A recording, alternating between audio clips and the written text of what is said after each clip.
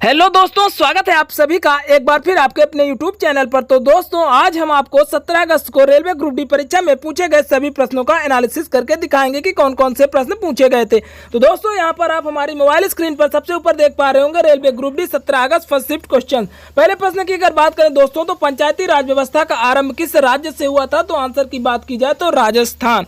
अब वहीं दोस्तों बढ़ते हैं अगले क्वेश्चन की तरफ। तो दोस्तों, अगला क्वेश्चन था प्रश्न उष्ण कटिबंधीय सदाबहार वन कहाँ पाया जाता है? दोस्तों, कुछ क्वेश्चन के आंसर हमें नहीं मिले हैं, तो आप अपने से देख लीजिएगा। वहीं अगले क्वेश्चन की बात करें तो बल्ब में प्रयोग होने वाले फिलामेंट के प्रतिरोध पर आधारित एक प्रश्न आया हुआ था। अगले क्वेश्चन की बात करें तो विद्युत मोटर का प्रयोग किस क्षेत्र में किया जाता है? ऐसा एक प्रश्न पूछा गया था।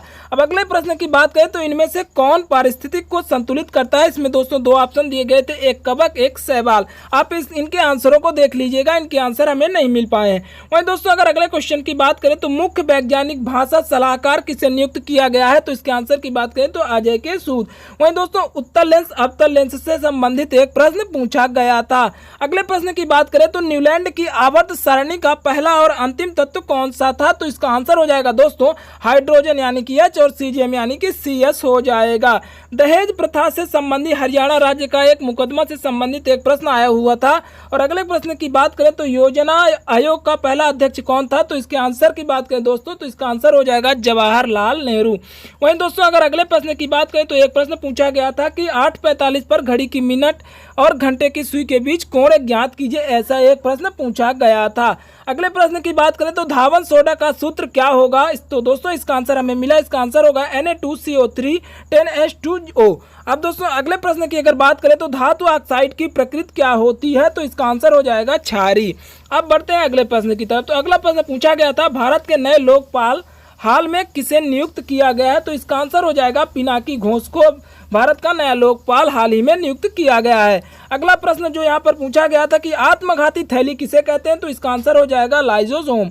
अब अगला प्रश्न दोस्तों यहाँ पर एक पूछा गया था कि न्यूटन का दूसरा नियम क्या है? तो उत्तर हो जाएगा F=m.a। अब वहीं अगले प्रश्न की अगर बात करें तो कूनो नेशनल पार्क कहाँ है? तो इसका आंसर हो जाएगा मध्य प्रदेश। अगले प्रश्न की अगर बात करें तो एक दिवसीय अंतर्राष्ट्रीय मैच में पहले स्थान पर कौन सा खिलाड़ी है? तो इसका आंसर हो जाएगा बाबर आजम। अगला प्रश्न था कि केरल की लाइफ लाइन किस नदी को कहा जाता है? तो इसका आंसर हो जाएगा पेरियार नदी। वहीं अगले प्रश्न की अगर बात करें तो पूछा गया था कि बापू द अनफॉरगेटेबल नामक पुस्तक किस उप मुख्यमंत्री ने प्रकाशित की? तो इसका आंसर हो जाएगा दिल्ली के उप मुख्यमंत्री मनीष सिसोदिया ने। वहीं अगला प्रश्न था कि वेस्ट बंगाल का गवर्नर कौन है? तो इसका आंसर हो जाएगा जगदीप धनखड़। वहीं अगले प्रश्न की अगर बात करें तो पूछा गया था उत्तराखंड का ब्रांड एम्बेसडर किसे नियुक्त किया गया? तो आंसर हो जाएगा अक्षय कुमार, जो कि 2022 में नियुक्त किया गया था। अगला प्रश्न था दोस्तों प्रथम पंचवर्षीय योजना का मॉडल क्या था? तो इसका आंसर हो जाएगा हेराल्ड डोमर मॉड्यूल। अब अगले प्रश्न की बात करें तो वैक्सीनेशन मैत्री योजना किस देश ने शुरू की थी? तो आंसर हो जाएगा भारत ने इस वैक्सीनेशन मैत्री योजना की शुरुआत की थी। यहाँ पर अगला प्रश्न पूछा गया था कि 2022 का इंक्वायरमेंट थीम क्या था? तो आंसर हो जाएगा ओनली वन अर्थ। और अगले प्रश्न की अगर बात करें तो उष्ण कटिबंधीय सदाबहार वन कहाँ पाए जाते हैं? तो दोस्तों इसका आंसर हो जाएगा मेघालय में उष्ण कटिबंधीय सदाबहार वन पाए जाते हैं। जानवरों के लिए पहली कोरोना वैक्सीन कौन सी है? तो इसका आंसर हो जाएगा एनोकोवैक्स। अब अगले प्रश्न की अगर बात करें कि भारत का नेपोलियन किसे कहा जाता है? तो दोस्तों इसका आंसर हो जाएगा समुद्रगुप्त को भारत का नेपोलियन कहा जाता है। अगले प्रश्न की बात करें तो आर्टिकल 231 किससे संबंधित है? तो इसका आंसर हो जाएगा हाई कोर्ट से संबंधित।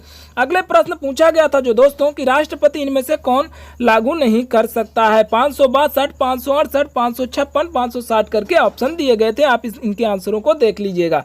वहीं अगला प्रश्न था दोस्तों कि 2021 का बाल साहित्य पुरस्कार कितने भाषा में दिया गया? तो उत्तर हो जाएगा 22 भाषाओं में 2021 का बाल साहित्य पुरस्कार दिया गया। विश्व कुश्ती चैंपियनशिप 2021 में सिल्वर मेडल किसने जीती? तो दोस्तों इसका आंसर हो जाएगा अंशुम मलिक ने। अब वही अगला प्रश्न पूछा गया था कि राजीव गांधी खेल रत्न पुरस्कार का नाम किस वर्ष बदलकर मेजर ध्यानचंद खेल रत्न रख दिया गया? तो इसका आंसर हो जाएगा 2020 में राजीव गांधी खेल रत्न पुरस्कार का नाम बदलकर मेजर ध्यानचंद रख दिया गया। वहीं दोस्तों अगला प्रश्न पूछा गया था दांडी यात्रा कहां से आरंभ हुई? तो दोस्तों इसका आप उत्तर देख लीजिएगा। अगला प्रश्न पूछा गया था विटामिन डी का रासायनिक नाम क्या है? तो इसका आंसर हो जाएगा कैल्सीफेरॉल। अगला प्रश्न पूछा गया था दोस्तों, रक्त का थक्का जमने के लिए कौन सा विटामिन जिम्मेदार है? तो इसका आंसर हो जाएगा विटामिन के जो होता है वो रक्त का थक्का जमने के लिए जिम्मेदार होता है। अगले प्रश्न की अगर बात करें तो मिल्क ऑफ मैग्नीशिया का सूत्र क्या है? तो इसका आंसर हो जाएगा MgOH2। और अगला प्रश्न एक दोस्तों ऐसा पूछा गया था कि जैन धर्म में जिन का क्या अर्थ होता है? तो आप इनके आंसरों को देख लीजिएगा।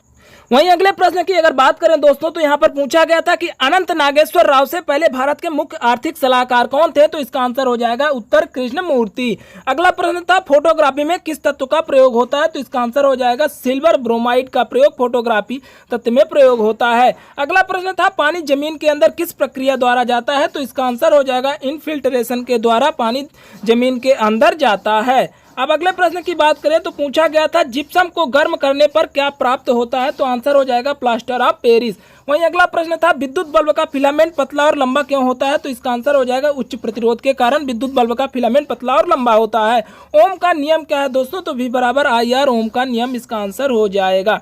अब एक प्रश्न पूछा गया था दोस्तों यकृत किसके पाचन में सहायक होता है? तो दोस्तों कुछ आंसर हमें नहीं मिले हैं इसलिए आप उन आंसरों को देख लीजिएगा। और एक प्रश्न ऐसा पूछा गया था विद्युत मोटर में धारा की दिशा को उल्टा कौन करता है? यही सब प्रश्न दोस्तों 17 अगस्त की शिफ्ट में पूछे गए थे। धन्यवाद दोस्तों। अगर वीडियो अच्छा लगा हो तो लाइक से सब्सक्राइब करें ताकि हम ऐसे ही प्रश्न आप तक पहुंचाते रहें।